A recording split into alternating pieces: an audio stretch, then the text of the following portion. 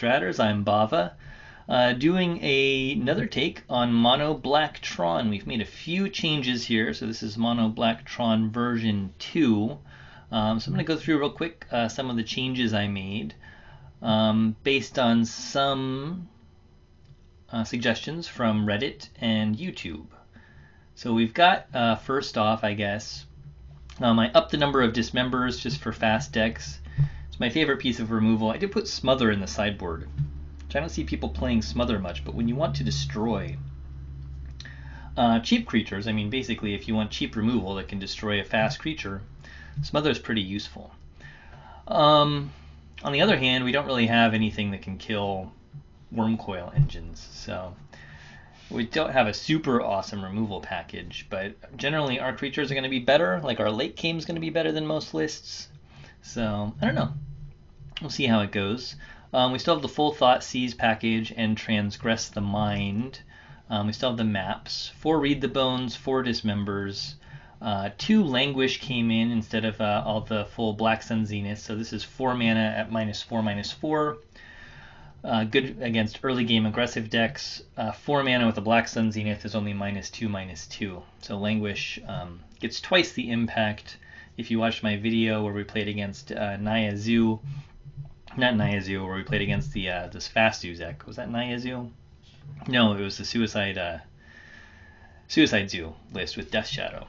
When we played against that one, we got stomped way too fast, and we got a Black Sun Zenith off, but it didn't do enough. If we had a Languish at the time, I think that would have been better. We still have the card search package, but we cut back to 1 Diabolic Revelation. So we have 2 Increasing Ambitions, which are nice because they have that flashback. So if they end up in our graveyard, we can use them, or we can use them late game. We get the flashback to use them. I still have the Panoptic Mirror. This is such a dirtily kind of combo card. It probably is not great, but it's often our win condition. So I don't know. I like having it around. Choice of Damnations we're trying out. I haven't got a chance to cast it yet. We still have the Corrupt. I put Geth, Lord of the Vault in here because he's super spicy, and he can win games on his own. So he seems kind of fun. I mean, we can either mill them out or put their best creatures on the board on our side. I put Una, Queen of the Fae, in here because she can also keep us alive and mill the opponent out, which is kind of fun. We still have the 2 Wormcoils. Karn is now in the main along with Eugene. And then we still have the Worst Fears, the Revelation, a Black Sun Zenith. And I think that Blue-Black Mill is going to be more popular. I was playing a test game the other day, and I played 2 test games the other day with this list, and Blue-Black Mill was one of them. And Ulamog in the main deck pretty much made it so that we did not die. And he costs 11, so we can get there with Tron. We're a Tron deck.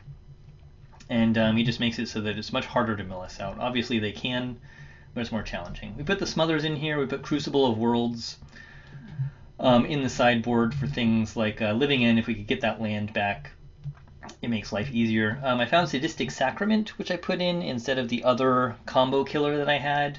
This one for 3 black mana, we can get rid of 3 cards from a player's library. That's often going to be enough to mess with combo. So we got rid of that, or we put that in. And then if we kick it, which costs 10 mana, then we can search their library for 15 cards and exile them. And then that's almost a win condition at that point, right? Because we're starting to mill them out. Still have some ley lines. I have the Beacon of Unrest in the sideboard. This is in case they're a control deck and they're killing things, or they have big creatures we want to steal. Beacon's good. Massacre Worm and Grave Titan got moved to the sideboard out of the main deck since we put Geth, Lord of the Vault, and Una, Queen of the Fae, in here. And then we still have a couple All Is Dust in here. Mainly this is for like Pillow Fort decks, or decks that are running a lot of weird enchantments or other things that are messing with us.